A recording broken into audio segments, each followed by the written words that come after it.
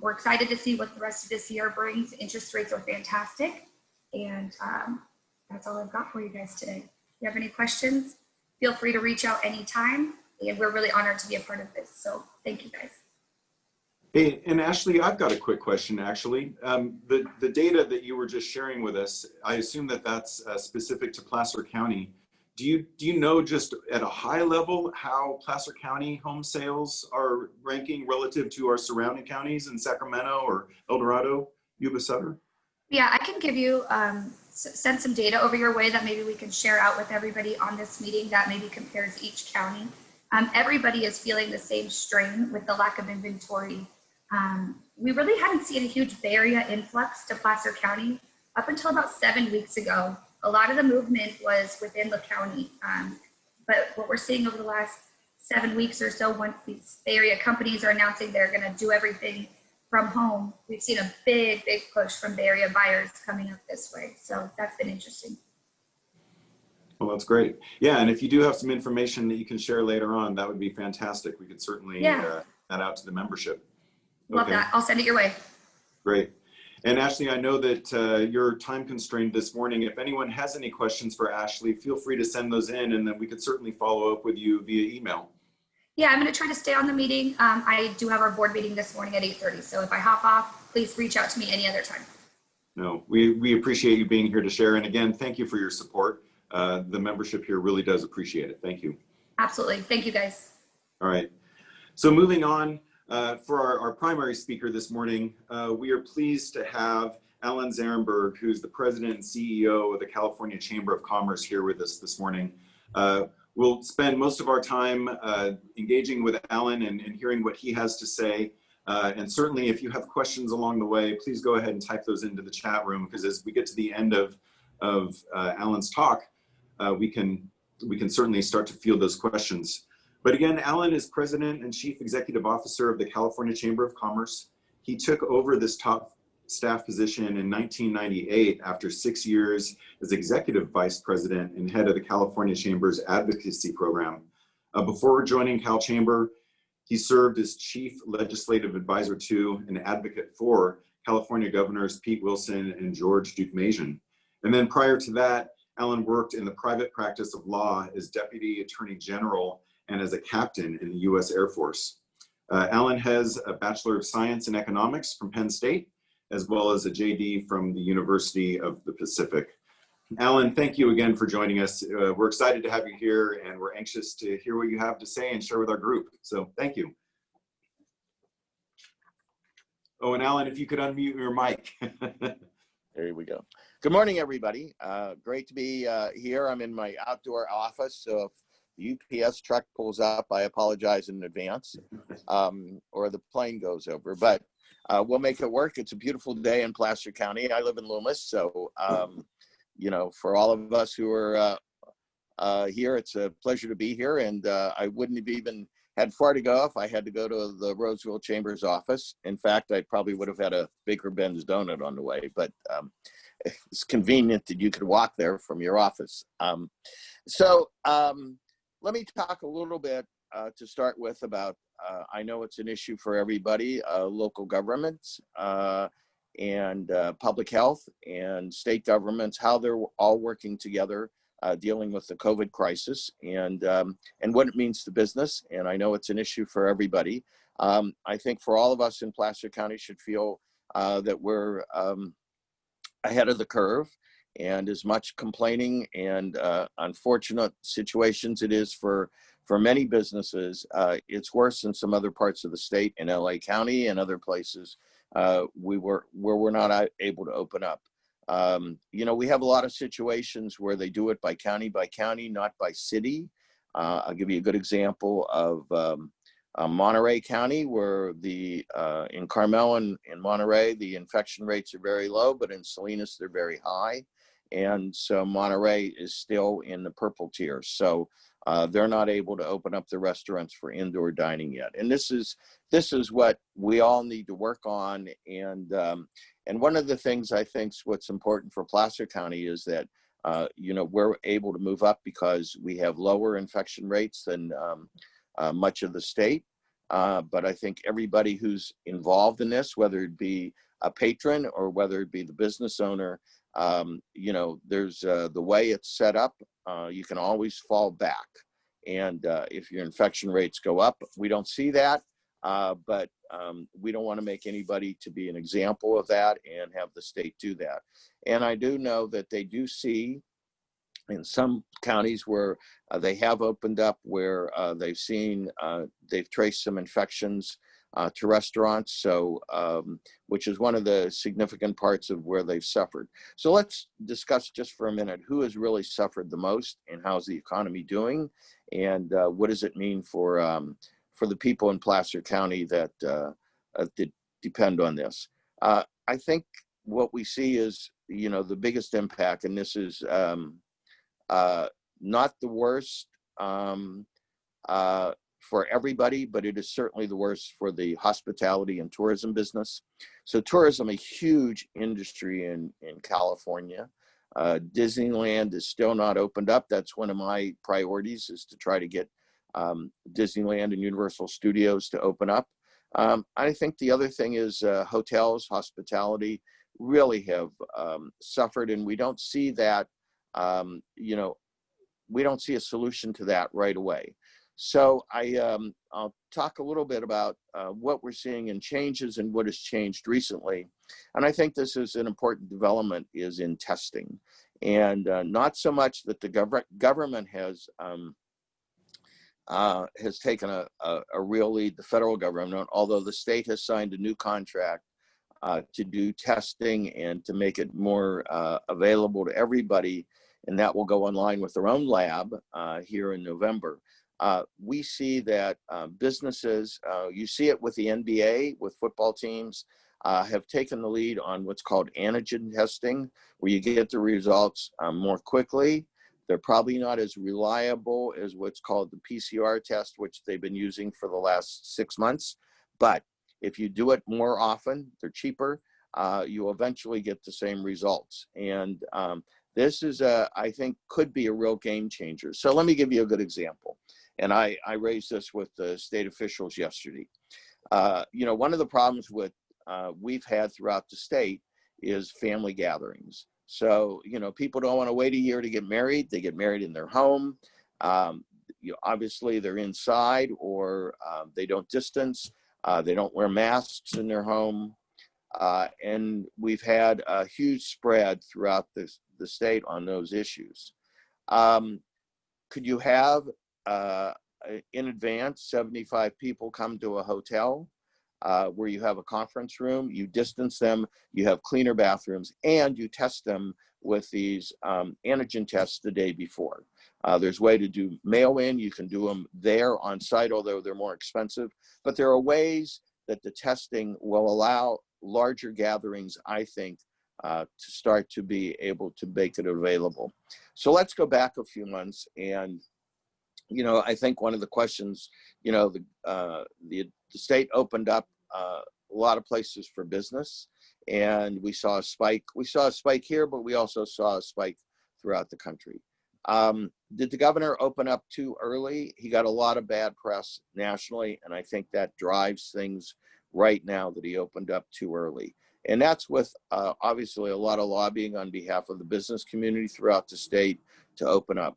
I think in hindsight, I don't think he opened up too early. I'll tell you what I think could have been done a little better. And maybe bars should not have opened, because we saw just lone bars throughout the state where there were issues of a spike and a spread in the virus.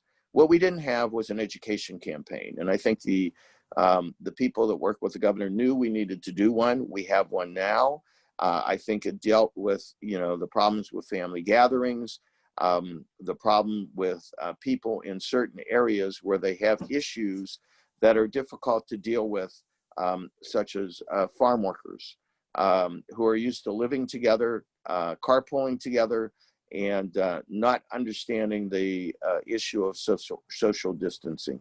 So those are the kinds of things that happened when we opened up earlier in the summer, and it led to a spike. And And that's what caused everything to roll back again and to redo things. And then when they came out with the new color coding, I think a lot of people would say, well, you moved the goalposts back a little bit and made it more difficult. Well, that's probably true. I don't think there's any doubt about that. That's what happened. But we're seeing a lot of progress. You can't disagree with the numbers. The numbers statewide are down dramatically in the last 2.5 months, ever since they reduced things. And so now the question is, how do we move forward?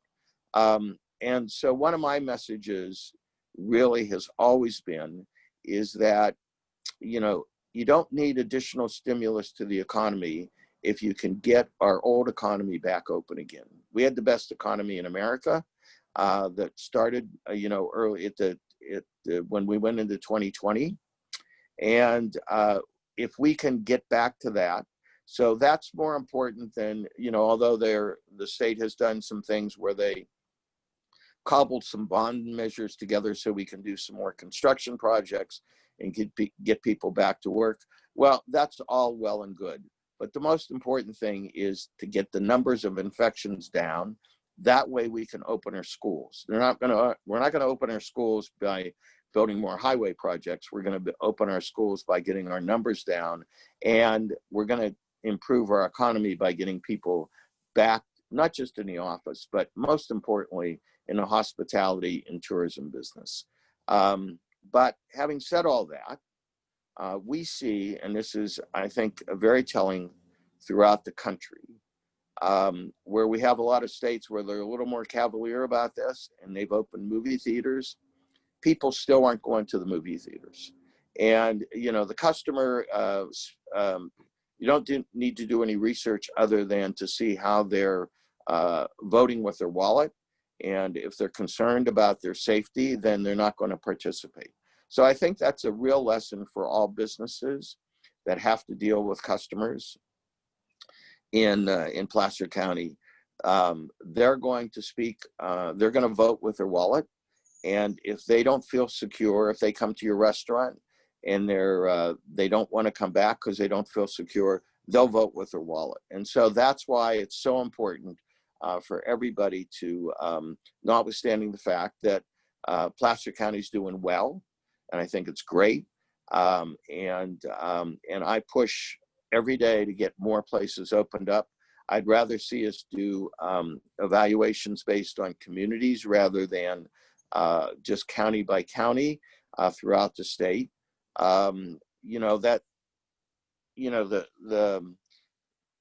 So for example, the Monterey or Culver City in Los Angeles has better numbers than other places, but they're not allowed to open up. So we need to be able to get in a situation where if you're a community that has done a very good job of meeting the protocols and reducing the spread and reducing infections, you should be able to be open for business. So, and I think one of the other things that we're focused on and trying to work on is this word essential was an appropriate evaluation 6 months ago. In other words, if you're an essential business, we're going to let you open up. So grocery stores, regardless of whether or not you are the safest place in California, because you're essential, whether you're part of the food processing chain, you're part of the foster farms, whatever, you're essential and you need to open up. I think we're to a point now where we can look at safety, where we can look at situations. So I'll give you a good example of this is San Francisco doesn't allow their offices to open up, their office buildings, because unless they're essential. And, as we see people who are working from home and everything's working better there and working out well for people, some people still need to be able to work from their office, to collaborate, to do things together. And so we discussed yesterday on one of our calls that safety should be a higher priority in some situations rather than you're an essential business.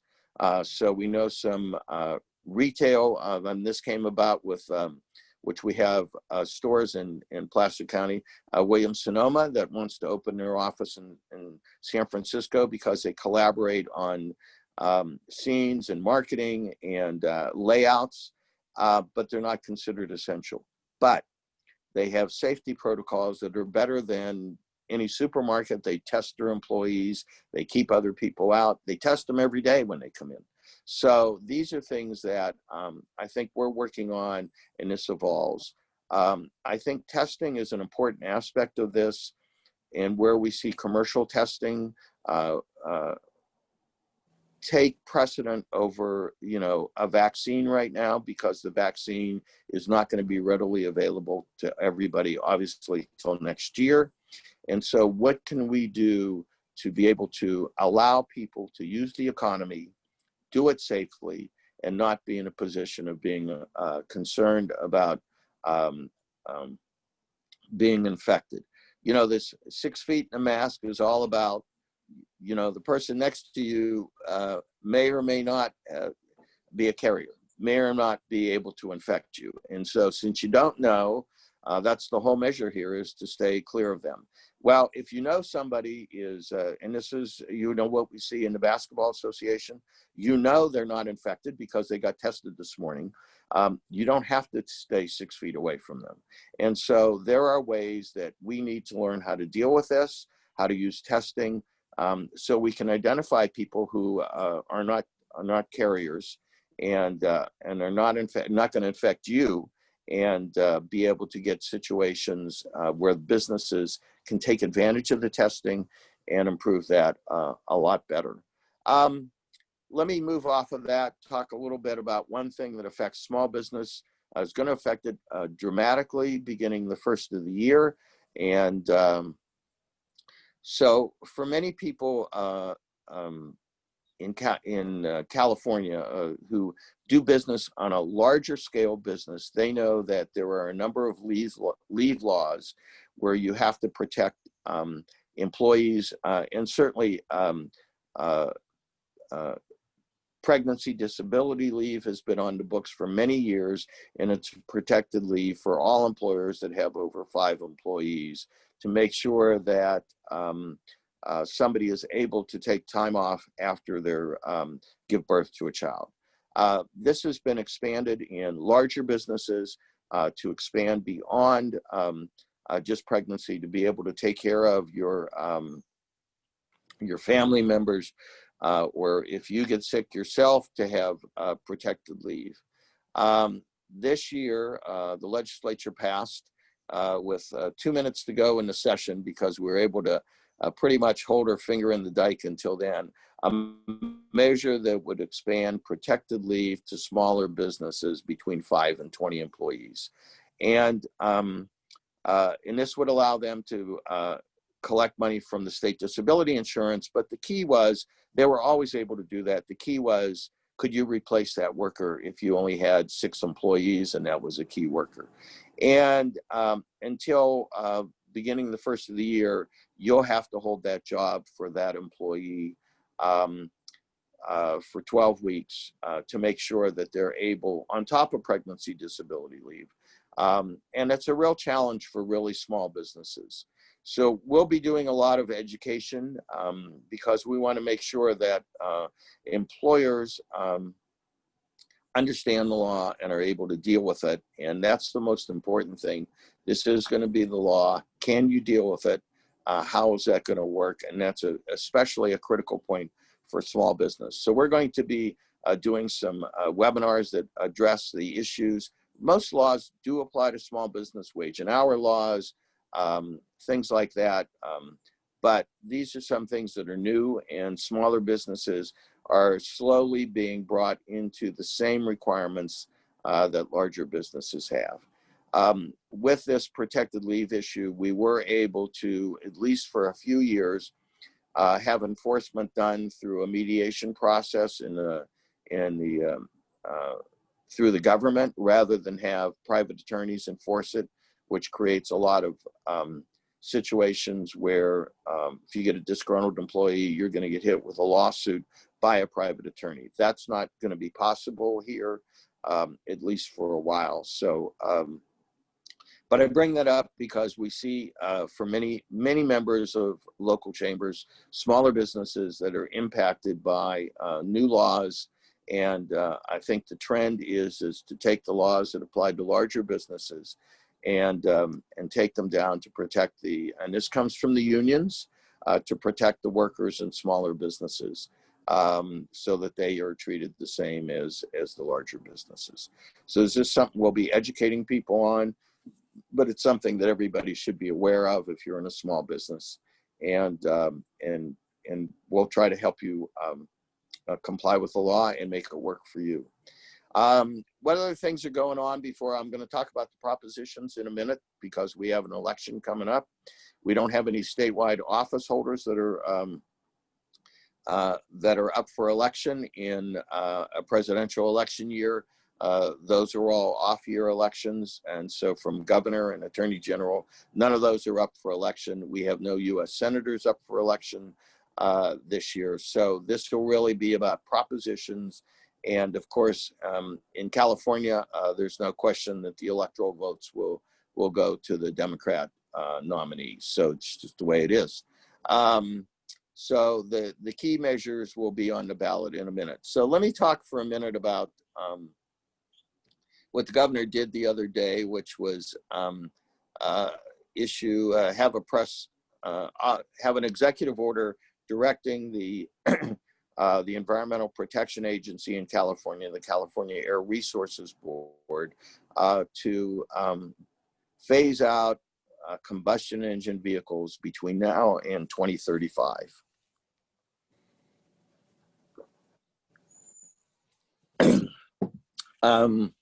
That's unrealistic, so I'll just say that. You know, and it includes light-duty trucks, you know, a Dodge Ram, a Ford F-150. I mean, things that are essential to the economy. That was part of the to electrify those. You know, it just is unrealistic, and we're going to have a challenge ahead of us as in my job to be able to make sure that consumers have a choice.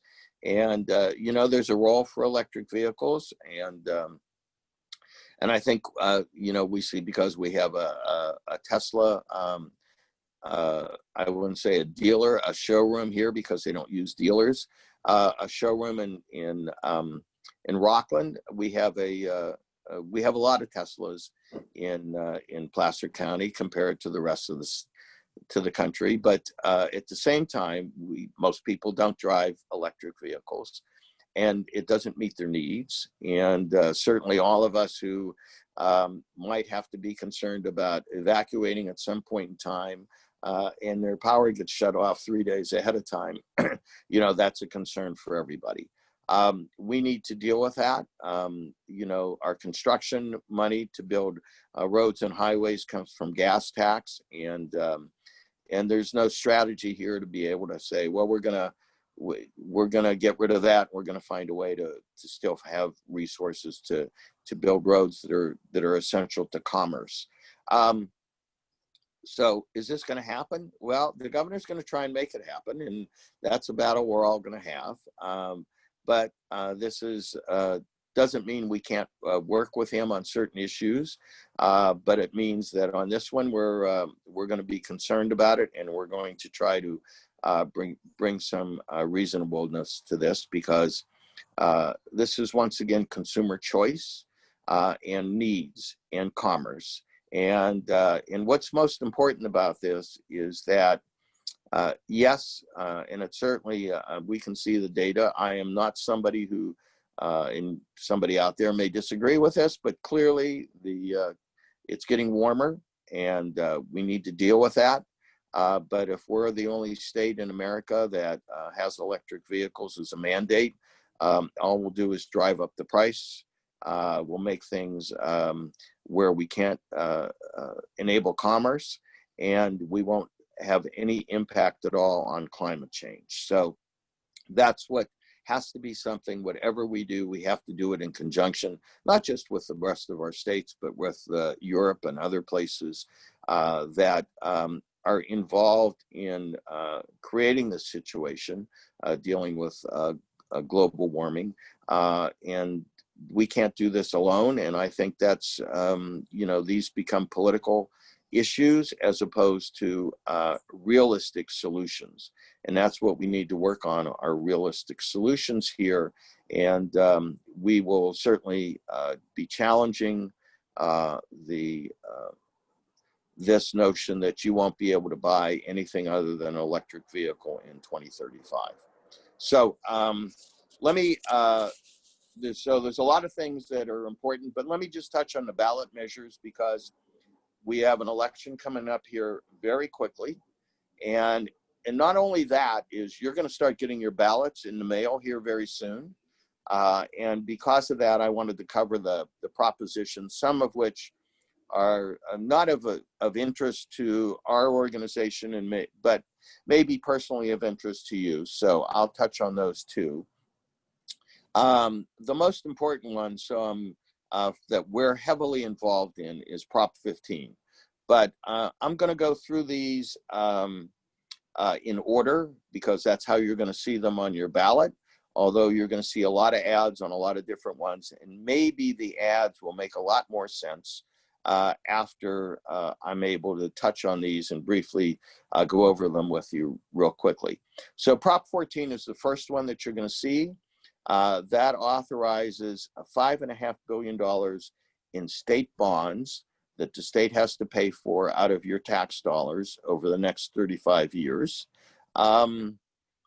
that will be used for stem cell research. So in 2004, the voters adopted about a $3 billion bond to build stem cell research, to build it out, to hire people. It is a significant industry in certain parts of California where we have medical research on stem cells.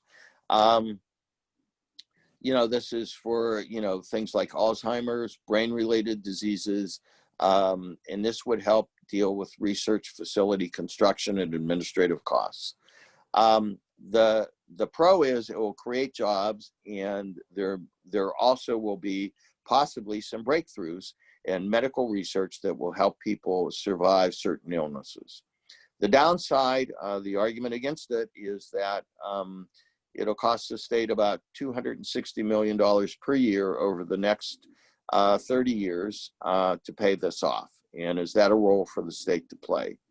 So because this is, so we took this to our board of directors, and they were split over this. This is not something we're going to position on because some people thought that it was really good to do the medical research.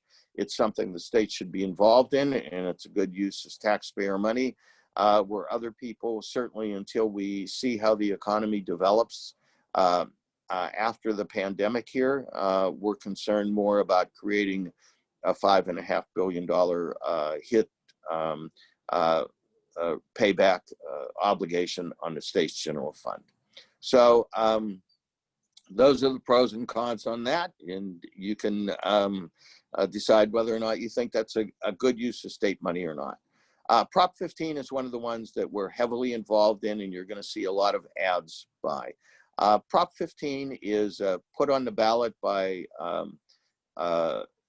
unions for the teachers and local public employees that would increase property taxes by having to reassess all commercial property to current market values. So if you recall, back in 1978, Prop 13 was adopted that put a lid on property tax increases because California had such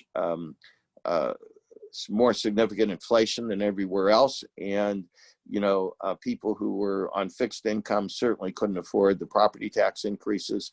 And the people overwhelmingly voted for that. And it's been in place ever since, but it also applied to commercial property. Well, here we are. What would happen if you had to reassess all commercial property, except those that are worth less than $3 million to current market value after all these years? It would raise about $11 billion each year to fund local governments and schools. And like I said, it's put on the ballot by the teachers and by the local government employee unions. And, you know, this is something that, and I'm going to get to Prop 16 in a minute, that politically just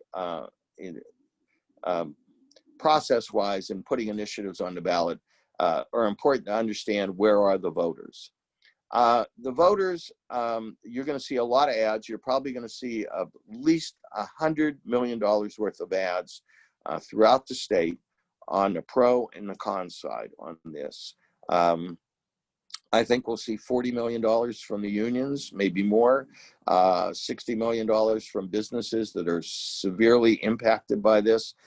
This is one of our top priorities, to defeat this and try to get a no vote so we can not raise the rents on smaller businesses. And then that's what happens with these large commercial properties who rent most of their properties out to, this is not residential, this is commercial, to smaller businesses. And, you know, usually with the lease, the costs are passed on to the smaller businesses. And to have $12 billion annually, I mean, it's $120 billion in the next decade in cost imposed on businesses who lease in these arenas. That's a huge hit and a huge price increase that'll be passed on. And we're strongly opposed to this. And we're going to encourage everybody to vote no on this. And now, when I ask about the, when I talk a little bit about the politics of how you put these things on the ballot, and is this the best way to raise money? If you went out and you polled the voters ahead of time, and many people did on this, you would find that raising property taxes is not the most popular vote, and hopefully this will turn out to be a no vote on the ballot. But I think what we'll see is that if this goes down, we'll probably see an initiative to raise income taxes on high wealth individuals. California already has a 13.3% income tax rate on the highest income individuals in California, and much higher than anywhere else in the country.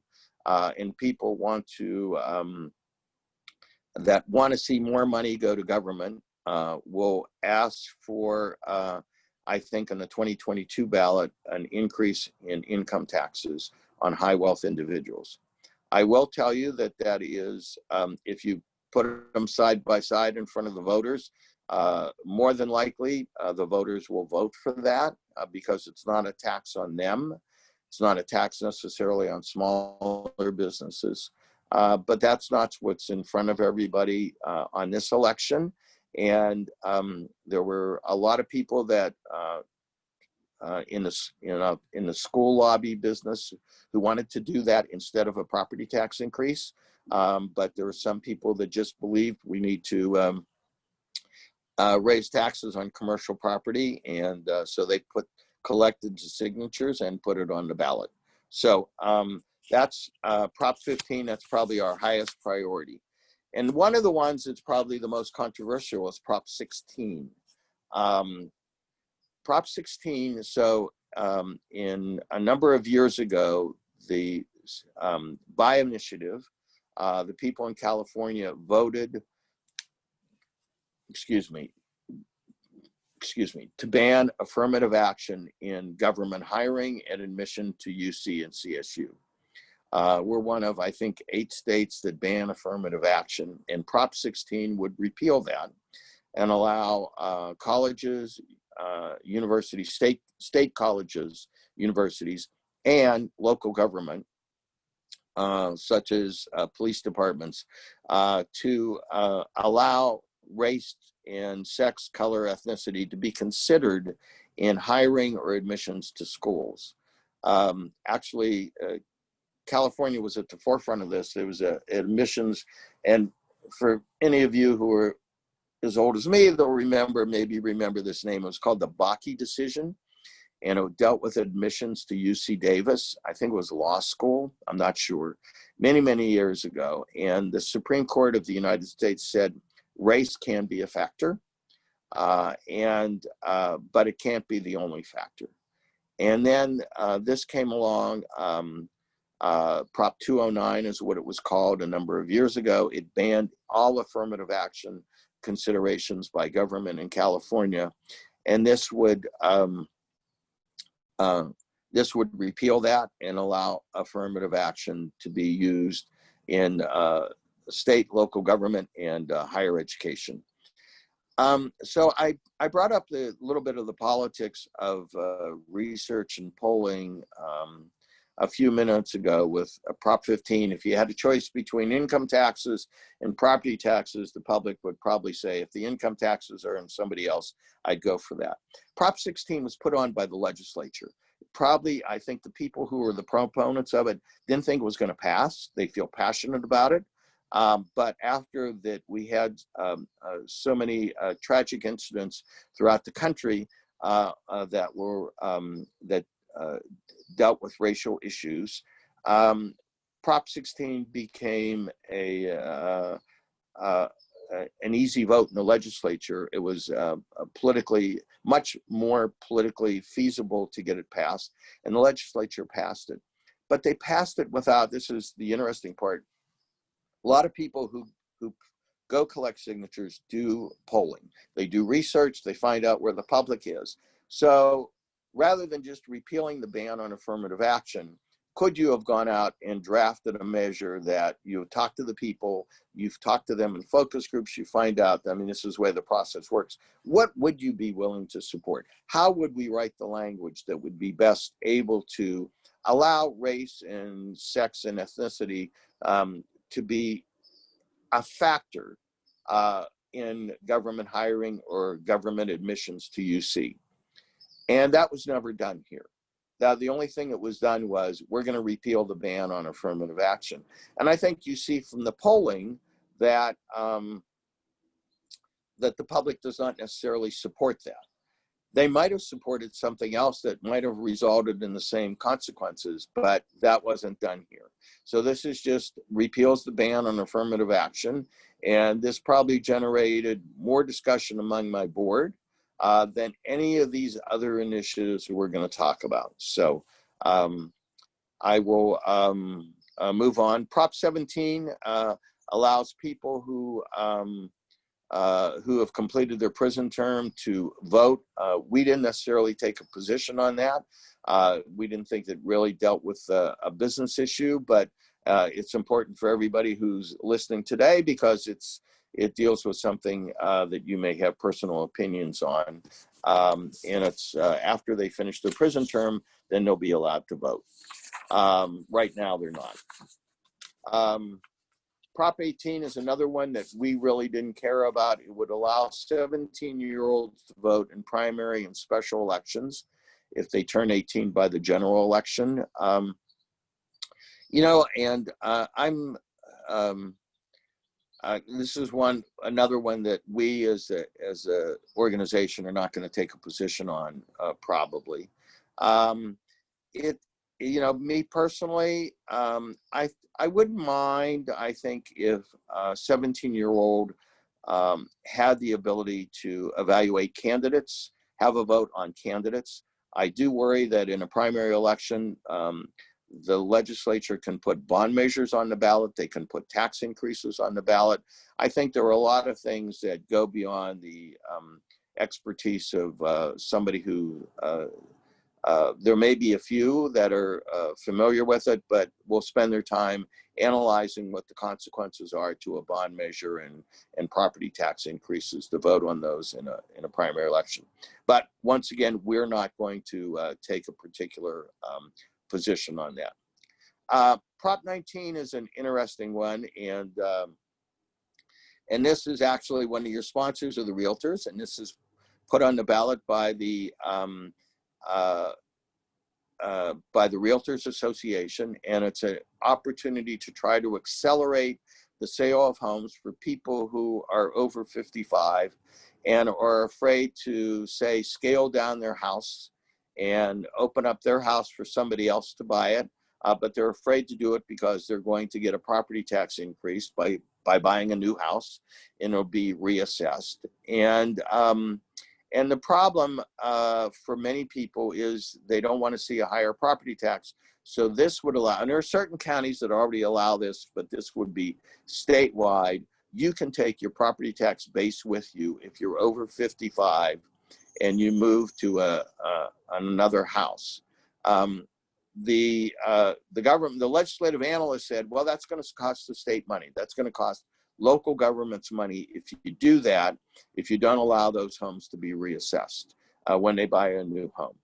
So what the initiative does to satisfy that is that if a property over $1 million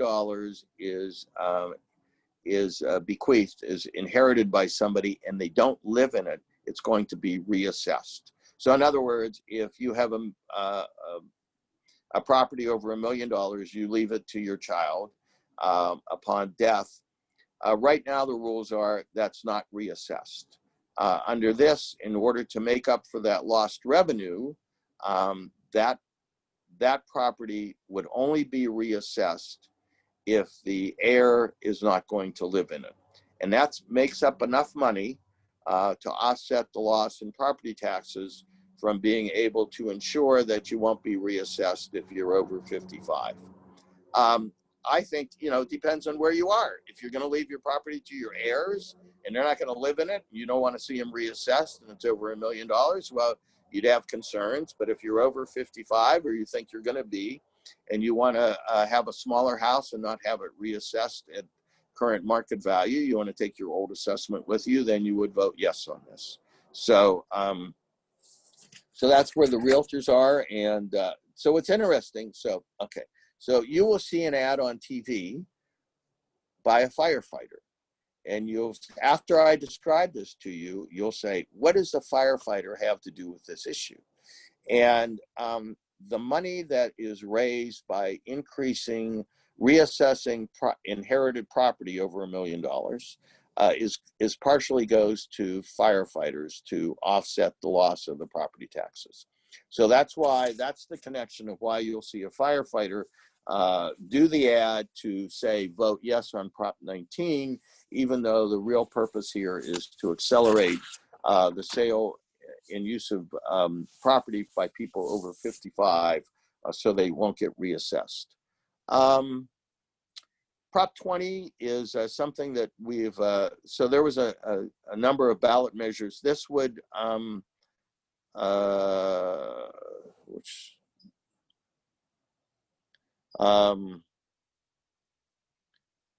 so this deals with, this would close some loopholes that was adopted by a statewide initiative about 6 years ago that would deal with programs for nonviolent offenders and would allow closes in a loophole. No, so this is what it said. Closes a loophole in the law that now allows convicted child molesters and other sex crimes to be released from prison early. So it reduced the sentences for a lot of crimes that were indicated that should be considered to be violent crimes. Okay, so let me give you the backstory here. The real story here is this was qualified for the ballot by a lot of people who were concerned about shoplifting, a lot of major retailers, and the initiative that I talked about that was adopted 6 years ago basically made it a misdemeanor up to $950 in theft for any theft, and they all had to be individual offenses. And so there seemed to be no punishment for anybody who was a serial shoplifter to go in and steal up to $950, and the punishment was always a misdemeanor, and they never got prosecuted. So this would basically, I mean, although you won't read this in the title and summary, you won't read this unless you read the fine print. This is clearly about making sure that serial shoplifters are punished accordingly. That's where the money came from to put this on the ballot. That's Prop 20, and to ensure that you can't treat each one of these as a separate offense, and they'll be accumulated, and then they'll be treated as a felony. So that's where the real purpose behind Prop 20 is. Prop 21 is a rent control measure that would allow local governments and to establish rent control. We think this really diminishes the supply of housing. It works backwards, and we're strongly opposed to that, because if you can't get an adequate return on your investment, you're not going to build more housing in California. So that's a strong opposed from us. Prop 22 deals with independent contractors. It's basically app-based drivers. Uber and Lyft.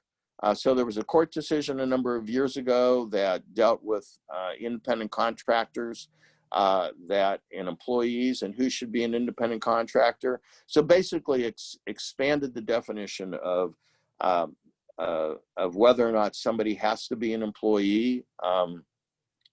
And then, unions who can't organize independent contractors want everybody to be an employee. So they got legislation to codify the court decision that was called AB 5, and it basically said that more people, if you work in the same business as the contractor and you're the worker, then you become an employee. This would exempt Uber and Lyft drivers, DoorDash drivers, from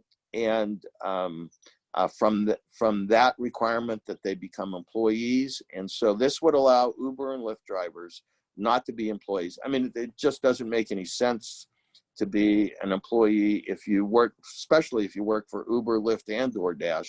Who are you an employee of? So, it leads to a lot of litigation. When this first started, the unions, I think, thought they could organize Uber drivers. And then they realized afterwards that, you're only an Uber driver for a year. I mean, there's a 50% turnover every year in app-based drivers. So it just doesn't make any sense. And it just is common sense to be able to say, these people should be able to make their own rules and go to work when they want and drive when they work, and not be under the restrictions of being told when to come to work as an employee. Prop 23 is, so here's a backstory. This deals with dialysis. You'll read it and say, oh, you have to have a physician or nurse practitioner on site whenever you do dialysis treatment. This was on the ballot 2 years ago, basically the same thing. Well, that sounds good. You don't need that. They're not needed to be present when you do dialysis treatment. So why is it here? Well, it's here because there's a union that wants to organize dialysis workers, and they haven't been able to get an agreement from the 3 major dialysis clinics in California to become unionized. So this is about harassing them to drive up the prices and make it very, very difficult unless they come to the table and bargain with the union. So it's on here for all the wrong reasons, and it should be defeated because this is the wrong way to really have employer and employee relations. So that's the backstory behind Prop 23. Even though it sounds good, you ought to have a doctor there. It's going to drive up the price of dialysis, and it's all only dealt with. The only reason it's on here is to be able to put pressure on dialysis clinics to become unionized. Prop 24 deals with privacy laws. So the legislature, because there was a measure that was going to be on the ballot, adopted laws that allow you to deal with your data privacy. In other words, the kind of data that Google and an internet service provider, AT&T or Verizon or Amazon collects on you, should you have the ability to delete that. That was a law that was passed in the legislature. It just went into effect the January 1 of 2020. It's enforced by the Attorney General. This would expand upon that. it has some good things and some bad things in it. You know, this is one of those things that the legislature tried to. It was adopted and so the original law was adopted in 3 days because they didn't want to see the initiative go on the ballot, and in order to get it meet the deadline to take it off the ballot in 2018, they had to adopt legislation before a certain date in June. And they only had 3 days to do it. The law was not as well written as it could have been, and there were numerous attempts last year to clean up the holes in the law, and they failed. And so the original proponent went and collected signatures and put a more comprehensive proposal on the ballot that takes effect 3 years from now and give businesses time to work on it. Some people say that it unnecessarily creates an agency to enforce this, although the Attorney General can enforce it now. And do you want an agency or do you want a politician enforcing it? Flip a coin there. But I think one of the key things here is it does clean up the law in a lot of ways. And if you defeat it, you'll still have the old law on the books. So, you know, you'll still have a privacy law in the books. So it's not like I don't want any privacy laws. I think most people think that there should be some regulation of data, but it's a burden on business, and it doesn't apply to. There's certain definitions. It's not supposed to apply to smaller businesses, but the more web-based activity that you engage in, the more likely you will be covered by this. So, but, you know, I think for a lot of people, they want to say, who's using my data, and are they monetizing it? And what are they using it for? And who are they giving it to? So take a look at that. We have people who think it's a good idea, and we have people who think it's a bad idea. So, we have a conflict, so you have to make up your own mind on that one. And then finally, Prop 25 deals with the bail system. We probably won't get involved in this, but the legislature basically adopted legislation 2 years ago saying that money should not be the number one reason that you continue pending your upcoming trial, that you should be incarcerated for, that you should be a risk of committing another crime or risk to the community, should be the determination that a judge determines whether or not you should continue to be in jail pending your trial, as opposed to today. Right now, it's related to bail. How much can you to ensure that you're not a flight risk, you have to put down a certain amount of money, and therefore that guarantees you're going to appear in court. And this would eliminate basically the bail system in California. That would be a yes vote. So I said the legislature adopted this. So this is on here by virtue of what the state has as a referendum process. It's a check and a balance by the people of California on the legislature. And so what happened here is the legislature adopted it. It said basically we're going to get rid of the monetary bail system, and the judge determines whether or not somebody's a flight risk or a risk to other people. And the bail bondsman went out and collected enough signatures to have the people make that decision. So here, a yes vote would get rid of the bail system. A no vote would say you still have the bail system in place. Not something that necessarily is significant to us, so we probably won't be involved in that. And those are all the things that are going to be on the ballot. And I spent a lot of time on those, but that's probably as timely as it gets with the election less than 40 days away. So I've talked long enough, and I don't have any words left. Well, Allan, I was taking copious notes along the way. I feel like you just saved me about 2 hours of reading when I get all my ballot information in the mail. It's nice to have the Reader's Digest version, so thank you. A little bit of backstory there, yeah. Yeah, and appreciate that as well. Hey, so we've had a number, not a ton of questions come through, but we've had a number of them come through.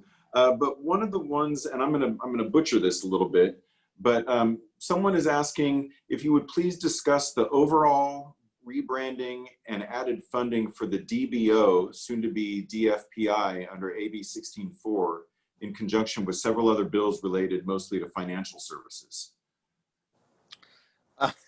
That's a pretty unique. I'm going to defer on that. I'll have to do a little homework, and Okay. I'm happy if Wendy wants to put me in touch with the person who asked that question, and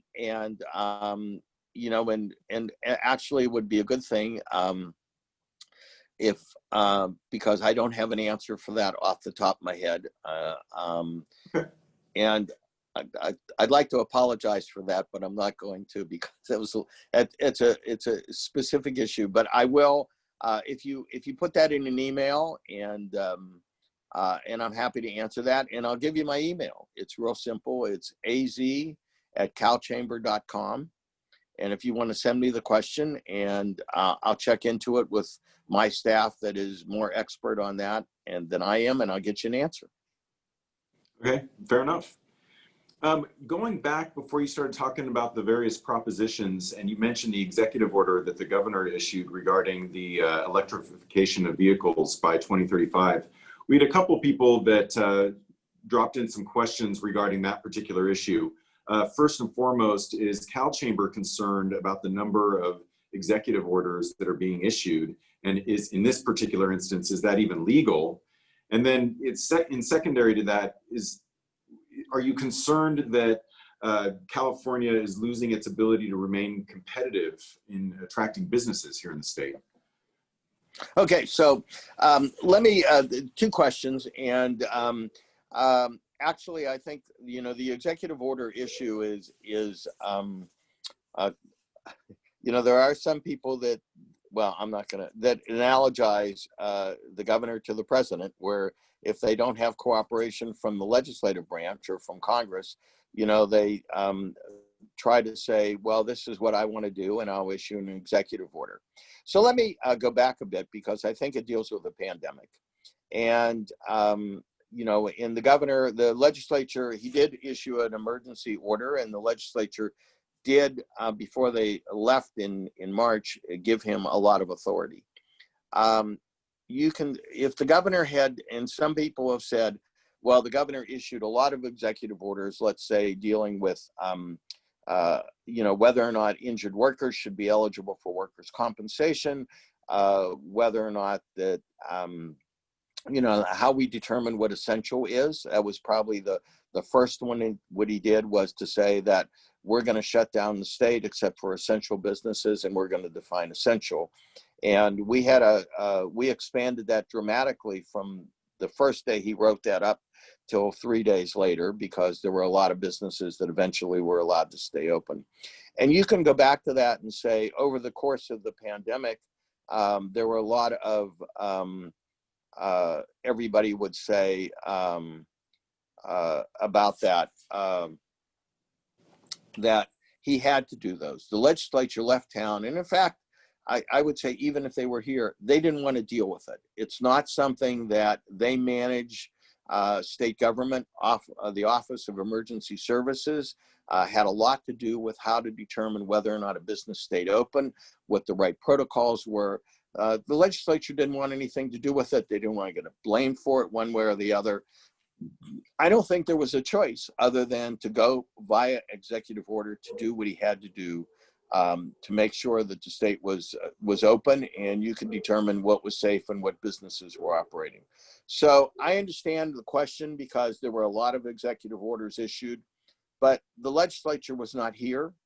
They didn't want anything to do with it. And in order to make the state run, now I may not have agreed with all the executive orders. We may have challenged some of them, might have had a role in them before or after they became the rule. But to say that there were too many, maybe, but to say that he shouldn't have been engaged in this is, we wouldn't have been able to manage the situation at all. And like I said, because the legislature left town and didn't want anything to do with this at all. And even when they came back, they did almost nothing dealing with the pandemic. That's the problem. So, so at least, you know, he filled the vacuum. You may not have agreed with it. On the specific executive order about, does he have the authority to eliminate combustion engine cars? Well, that's going to be challenged. Let's put it this way. So there's a question of whether or not the California Air Resources Board, under, this is the detail, under the Clean Air Act, the federal Clean Air Act, has the ability to say we have to have zero emission vehicles in California. I think that's, you know, as opposed to saying we want to set a goal, we're going to have zero emission vehicles, we're going to be technology neutral, you figure out how to get there, manufacturers. You know, they've done this with what are called CAFE standards.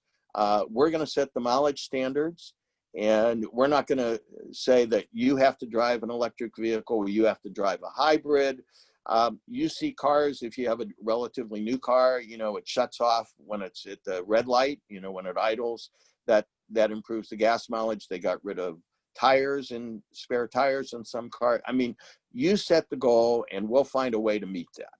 That's not what's happening here, as it appears, although if you read, you know, you have to parse words when you read the executive order. And I think he's parsing words a little bit, but he's basically wants the Air Board to get rid of, I mean, if you watch, so if you read the executive order and you watch the press conference, two different things. It says zero emission vehicles is a goal. If you watch the press conference, it said, we're going to get rid of all combustion engine cars and everybody has to buy an electric car. And even the chair of the Air Resources Committee, one of the smartest people I've ever met, Mary Nichols, although I may not agree with her that often, is said basically, oh, somebody asked the question, are you going to allow hybrids? And the answer was, she was emphatic, no. So this will be played out in the regulations that the Air Board adopts over the next year or so. And then the question will be, will they take testimony from people who are concerned about that? And will they change, or will they go down this path of no combustion engines? You know, what'll happen is you won't be able to buy gasoline. You know, they say you'll be able to keep your current combustion engine car. Well, who's going to invest in infrastructure for gasoline if there's no combustion engine cars in the future? So you'll end up paying a fortune for gasoline because there won't be many places to buy it. Those are all considerations. And can the administration do this? Can the Air Resources Board do this? I think there'll probably be legal challenges around it, and we'll have to see. And you know, that's one of the things also where the initiative process comes into play. You know, should the people make this decision, because they may disagree with the governor on this. Oh, we appreciate that insight. Thank you. Couple questions on a couple of different propositions, just real short, I think. But on Prop 16, did Cal Chamber take a position on that particular proposition? We actually, you know, when you do virtual meetings like this, we had a virtual board meeting, and we are going to finish. We had to extend it. I'll just tell you, we had more discussion on this initiative than any other initiative because the other ones are pretty cut and dried. Many large companies are in support of it, and many individual smaller businesses are, for whatever reason, you know, don't want to repeal the ban on affirmative action.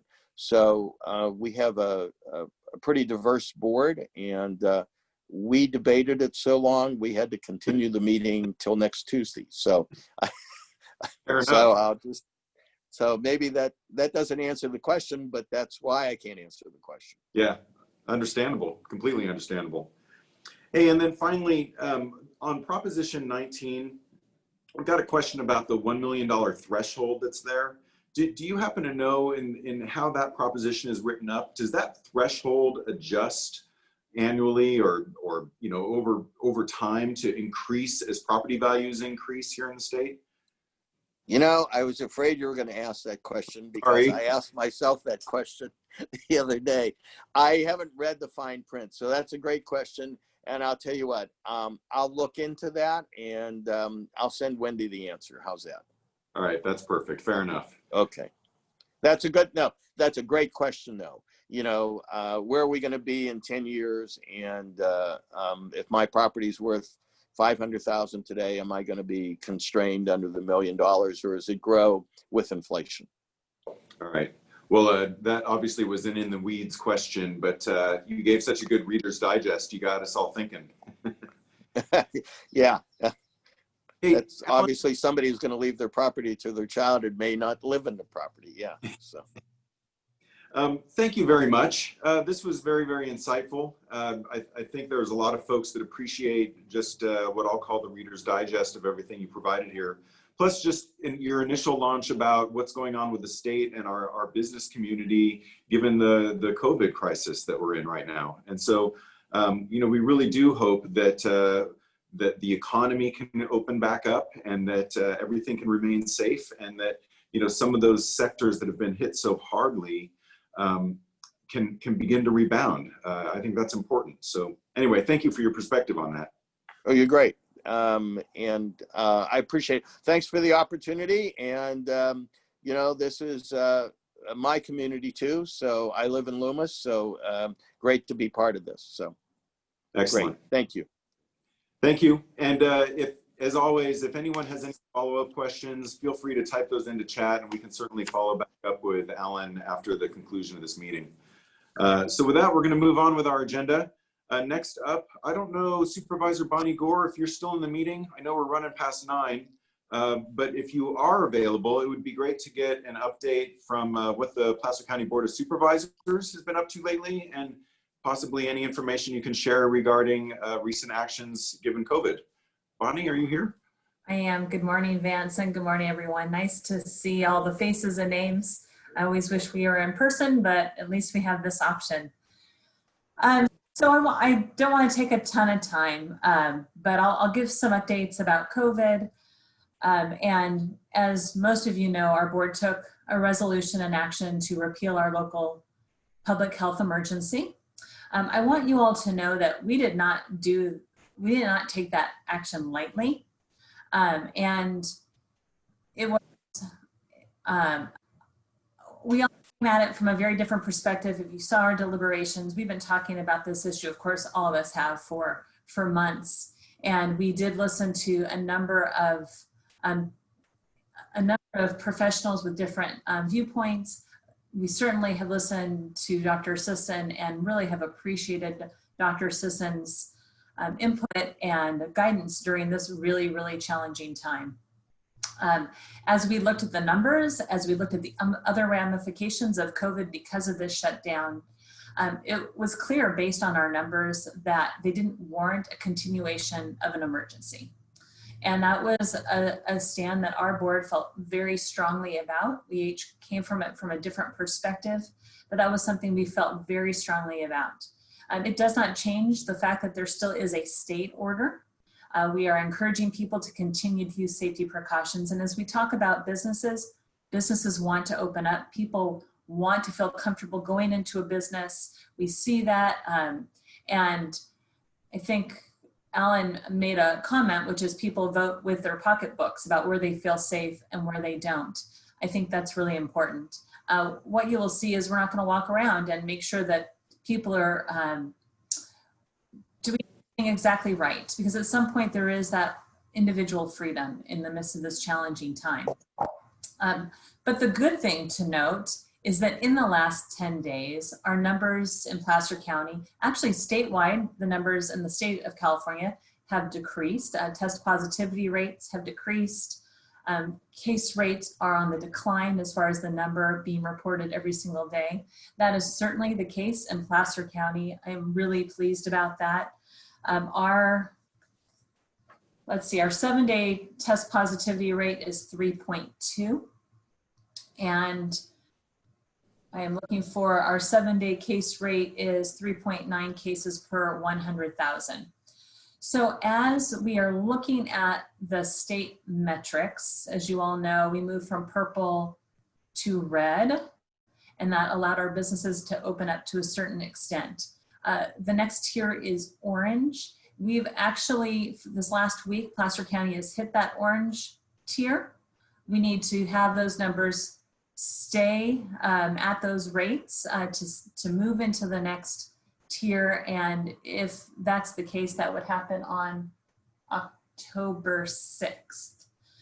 So the numbers are trending down. That is great news. For those of you who are business owners, keep up the great work. For all the rest of us, let's continue to do our part of maintaining safety protocols so that we can continue to keep those numbers down. As you all know, Dr. Sisson did choose to resign. Fortunately for the board, and I understand that, I respect that, and like I said, she worked really hard, did a very good job in very, very challenging circumstances. We are fortunate that we hired Dr. Rob Oldham as our new Director of Health and Human Services. Jeff Brown is stepping down after a great career with Placer County. Dr. Oldham actually was our county's public health officer for almost 6 years before moving to the public sector for a little over a year. And when the position for HHS director came open, he chose to apply. And so because he's our health director, he can step in as the interim public health officer and make sure that we are covered as we move forward. So it's terrific to have Dr. Oldham overseeing HHS, and we're pleased that he can cover the interim as we look for a new public health officer. I mentioned the numbers, as numbers are going down. Actually, I want to share with you as well, just the hospitalization rates. Those numbers are down as well.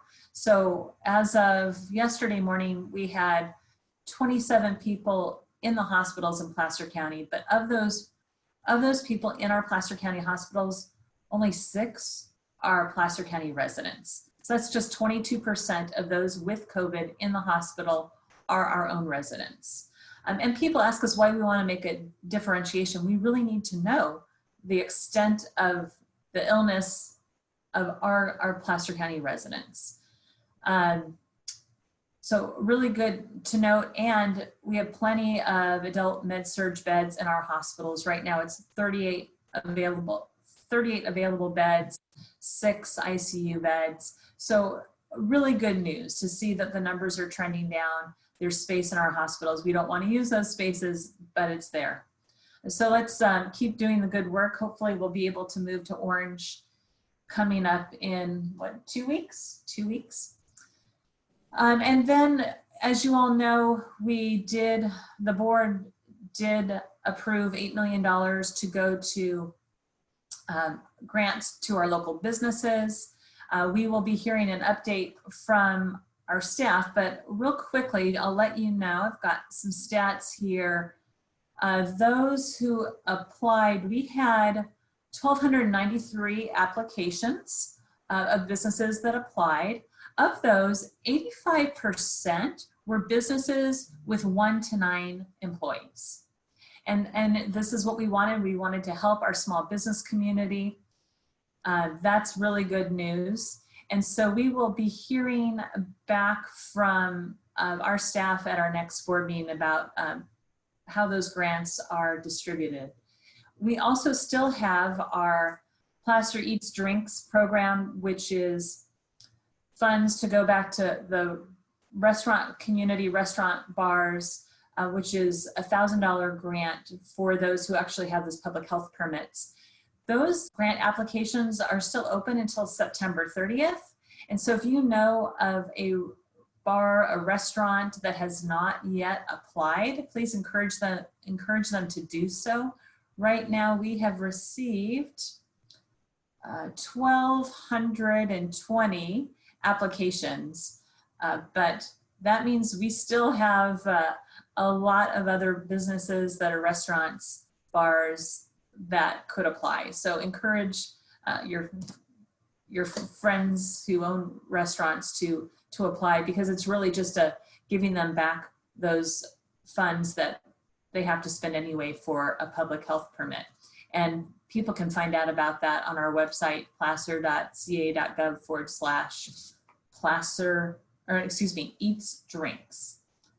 So with that, a couple of other things that are just going on in the county. We've got Hidden Falls, which is our draft and final EIR. We've got a hearing coming up in the public, so the public can learn about the Hidden Falls project, which is an expansion of the trails in western Placer County. There'll be a town hall coming up. There was supposed to be a public meeting, a planning commission meeting yesterday, but we postponed that planning commission meeting so that we could actually have a town hall and really allow our residents to participate and provide more input. Other than that, it feels like a breather for right now, which is sort of nice. Our county, our staff have been working very hard. The other thing I want to note about just COVID is that our board gave our CEO direction to allocate $500,000 of the CARES dollars to help with testing for our schools. And so we worked with our superintendent, Gail Garbolino Mojica, about the need for testing for teachers and students as they look to open up. And so our board has allocated up to $500,000. We could do more if needed, but that's really good news. I know some of our schools have opened up, and we do want to make sure that we're helping folks. I'll mention too that what's interesting is I asked about our tracers, and we still have staff who are doing tracing, but they're not as burdened as they were previously because the number of our cases have gone down. So good news. I think I will stop there, and happy to take questions. I know that there are people who disagree with our board's direction and our decision. At the same time, I feel like it was the thing that our board needed to do. The good news is that we actually received our third allocation of CARES funds last week. You could have knocked me over with a feather. I was surprised and very pleased that we received those CARES funds because we have been spending dollars, and we have had an emergency as far as all of the things that our communities had to address because of COVID and the shutdown. So that's good news. And I believe that our numbers will continue to trend downwards, and we'll be able to have the opportunity as businesses to open up. So I want to thank all of you for your hard work. It has been a challenging season for so many. And I appreciate just the work of the chambers and all of you to help us continue to open up. And I think what's going to happen now is we are going to move from the focus on numbers to what are the other things we have to address in our community. Yes, the business closures, but we'll be getting an update from Dr. Oldham at our next board meeting. How are we addressing mental health issues and all the increases of the social issues because of the shutdown? And those are the things that we will be spending a lot more county resources on because of how this has affected our community really so drastically in so many different areas. But I feel hopeful, and I want to encourage you all, because I feel hopeful, at least for our local community, and glad that we can breathe fresh air, and hopefully the fires will be at bay, and we'll continue to be able to enjoy the fresh air, as well as being able to get out and enjoy our business community. All right, Bonnie, thank you. On a bit of a personal note, regarding a little go back to Hidden Falls, I hope the board, I know this has been somewhat controversial, the regional park, just because it was so immensely popular. But it is great to see that the county has really embraced this amenity that it opened up for the community a few years ago, and that they're actually expanding.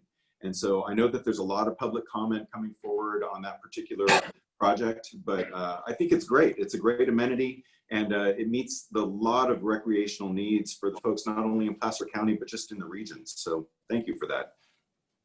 So anyway, ending that on a positive note, Bonnie, thank you for the update. We appreciate hearing your insight. That's awesome. So with that, we're nearing a close on this meeting. Just a couple of other things I want to go through. First and foremost, the local chambers of commerce have organized this weekend event that's been ongoing called Placer Valley Eats. And this weekend is Takeout Lincoln that starts today and runs through this upcoming Sunday. If you'd like to get a guide for the number of restaurants that are participating in Placer Valley Eats up in the Lincoln area, you can go to placervalleyeats.com and then click on the link guide, and it'll bring you up an option to look at the various restaurant participation throughout the city of Lincoln. And then this goes through one more weekend. We wrap this up from October 2nd to 4th with Takeout Loomis. And the same link applies. If you're interested in supporting the restaurants in the Loomis area the following weekend, simply go to placervalleyeats.com and find that restaurant guide there. So with that, we'll bring this meeting to a close. We want to thank again the Placer County Association of Realtors for their support of our local chambers and the membership here and sponsoring today's meeting. And then we will adjourn the Roseville meeting here until Friday, October 23rd at 8 a.m. So with that, thank you everyone for attending today. We look forward to seeing you next month. Thank you. Thanks, Vance. See you later.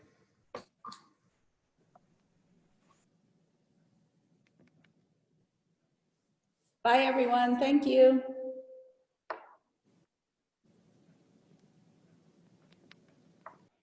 Bye, Annie. Bye, Joanne.